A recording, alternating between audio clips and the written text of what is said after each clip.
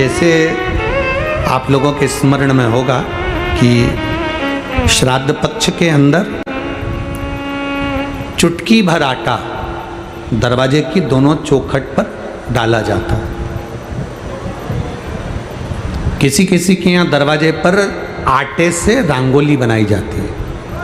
कहीं देखिए आप लोगों ने कि नहीं देखी? स्मरण में होगा किसी के, दरवाजे पर आटा डाला जाता है। वो देव पितर के भाव से डाला जाता है। जिस बेटे बेटी का मंगल विवाह नहीं हो रहा हो, शुभ कार्य की सूचना नहीं आ रही हो,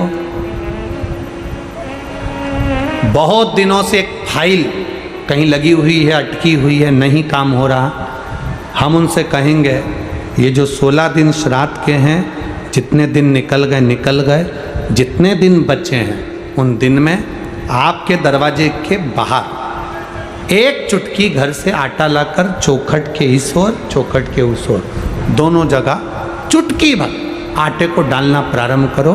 16 दिन श्राद्ध के पूर्ण हो। जब अमावस्या आए, किसी जलाशय, सरोवर, तालाब, बावड़ी, कुआं, उसके पास में घी का दिया लगाकर आना, बाबा से प्रार्थना कर कर आना। केवल 22 से 24 दिन निकलते हैं और घर में कोई शुभ कार्य की सूचना आना प्रारंभ हो जाती है। वो देव पितर का, वो कार्य देव पितर का। वो देव पितर किस तरह से करेगा? बेटे की शादी, बेटी की शादी, हम कहें किसी के 42 साल भी अगर उम्र हो गई है, 40 साल, 42 साल, 35 साल, 38 साल, शादी नहीं हो रही, तो कर कर देखना, एक बार बाबा से प्रार्थना कर कर देखना। देव पितर का कार्य क्या है? घर में शुभ कार्य को करवाना, घर में अच्छी चीजें लाना, गर्भ में जो बच्चा है उस बच्चे को शरीर पूरा देना, ये देव पितर का कार्य है। पितृदेव और देव पितर में बहुत अंतर है माना, बहुत अंतर। एक चुटकी आटा, अब तो थोड़ा सा रंगोली का काम ज़्यादा हो गया, नहीं तो हमने पहले भी कथाओं में कहा है कि 3 जगह पर आटे की रंगोली काम करती है, जिसका फल 1000 गुना होता है। 3 जगह पर आटे की रंगोली काम करती है, हमने पहले भी कहा। पहला, पितरों की पूजन हो रही हो, पितरों का पाटा भरा रहा हो, पितरों के लिए जोत लग रही हो, पितरों के लिए या अन्य स्थान पर कहीं पूजन हो, तो वहाँ पर आटे की रंगोली काम आती है। वहाँ पर रंग बिरंगी या पत्थर की रंगोली नहीं, मिट्टी की रंगोली नहीं, आटे की रंगोली काम आती है। दूसरे नंबर पर, तुम्हारे घर में यज्ञ हो रहा हो, घर के बाहर यज्ञ हो रहा हो, यज्ञ चल रहा हो, उस यज्ञ में 3 परिधियां बनती हैं ब्रह्मा विष्णु महेश की। देखिए आप लोगों ने, यज्ञ कुंड जो बनाया जाता है, उस यज्ञ कुंड पर पत्थर की रंगोली नहीं, मिट्टी की रंगोली नहीं, आटे की रंगोली डलना चाहिए। ये पहले डलती थी, अब लोगों ने फैशन में दूसरी डालना प्रारंभ कर दी। आटे की रंगोली डली होती है जब हम साकल्य छोड़ते हैं, अग्नि को जब हम साकल्य देते हैं, तो जिस आटे की रंगोली उस पर बनी होती है, तो हमारी जो साकल्य छोड़ी जाती है उसमें से एक अंश भाग हमारे पितरों के खाते में चला जाता है, जिससे पितरों की मुक्ति प्राप्त हो जाती है। तीसरा, आटे की रंगोली तीसरी, घर में शादी हो रही हो, मंडप बंधा हो, उस मंडप के नीचे जब पूजन हो रही हो, उस समय पर पत्थर की या मिट्टी की रंगोली नहीं। अगर पंडित पूजन करा रहे हैं या मंडप की पूजन हो रही है, जिसके नीचे लड़का लड़की की भांवर होगी, दूल्हा बैठेगा, दुल्हन बैठेगी, वहाँ मिट्टी की रंगोली या पत्थर की रंगोली नहीं, उस जगह पर आटे की, हल्दी की रंगोली डाली जाती है। अब आपके यहाँ डालते कि नहीं डालते पता नहीं, पर हमारे यहाँ शास्त्र रीति कहती है ये 3 जगह की जो रंगोलियाँ हैं, ये हमको आटे की रंगोली डलने से, क्यों? शादी के मंडप में पत्थर की रंगोली या मिट्टी की रंगोली क्यों नहीं डाली जाती? शादी के मंडप में, यहाँ दूल्हा दुल्हन की शादी होती है, वहाँ पंडित जी भी आटे की रंगोली डाल देते हैं, घर की बहन बेटियाँ आटे की रंगोली डाल देती है। उसका कारण क्या होता है? जिसकी शादी में मंडप के नीचे आटे की रंगोली डलती है, वहाँ पितरों को निमंत्रण नहीं देने की जरूरत पड़ती। वहाँ पितर उस वर कन्या को आशीर्वाद देते हैं, जिससे उनका वंश बढ़ता है, वंश रुकता नहीं।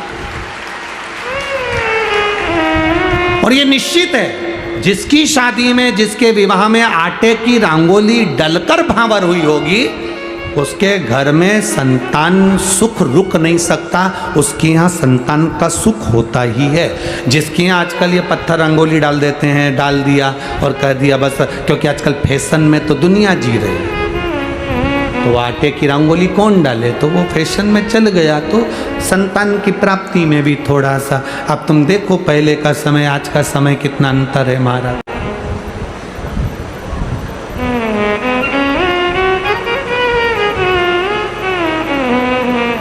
पहले के समय में संतान का सुख शादी के 1-2 साल में प्राप्त हो जाता था। आज के समय में संतान का सुख जब तक डॉक्टर के यहाँ दोनों जांच नहीं करा कर आ जाए, दिखा कर नहीं आ जाए। सब लोग कह रहे हैं डॉक्टर साहब जरा देखो संतान, डॉक्टर साहब बोले जांच करना पड़ेगी, बहू की भी जांच हुई, बेटे की भी जांच हुई, सब अच्छा है, उसके बाद भी संतान का सुख नहीं, उसके बाद भी संतान की प्राप्ति नहीं। शिव तत्व को जानिए। शिव महापुराण की कथा कहती है 3 जगह आटे की रंगोली की मूलता है।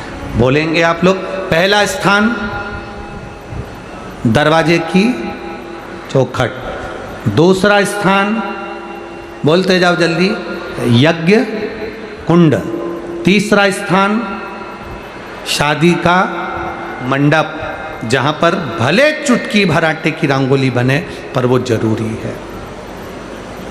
3 स्थान आटे की रंगोली के मूल।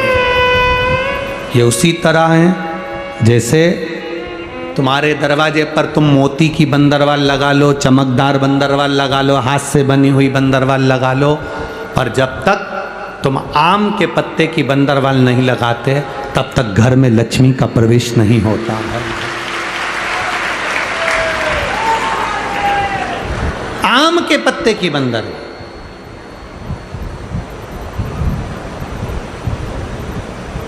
कहा गुरुजी आम के पत्ते की क्यों? तो शास्त्र कहता है, शिव महापुराण में उमाखंड कह रहा है, कामदेव आम के पल्लव में छुपकर बाण मार रहे थे। कहां छुपे थे? आम के पल्लव में, आम के पत्तों में छुपकर कामदेव बाण चला रहे। भगवान शंकर का जब तीसरा नेत्र खुला, कामदेव आम के वृक्ष पर भस्म हो गए, आम का वृक्ष जलने लगा, आम के पत्तों में अग्नि प्रकट होने लगी। तब वरुण देव आए और वरुण देव ने आकर हाथ जोड़कर निवेदन करा, बाबा बाबा। भोलेनाथ जी बोले क्या बात है वरुण? वरुण जी कहते हैं इस आम के वृक्ष ने तो कुछ नहीं बिगाड़ा, फिर ये क्यों जल रहा? आप कृपा करिए, दया करिए। शंकर भगवान ने वर प्रदान कर दिया, तूने मेरी दृष्टि का तेज ग्रहण करा है, मैं तुझे वर देता हूं। जिसके दरवाजे पर आम के पल्लव की बंदरवाल बंधती है, उसके घर में मेरी दृष्टि सदा पड़ी रहती है, वहां रोग व्याधि दुख नहीं आता। अब तो आम के पत्ते गायब हो गए और आम के पत्ते की जगह प्लास्टिक के आम के पत्ते बनकर आ गए,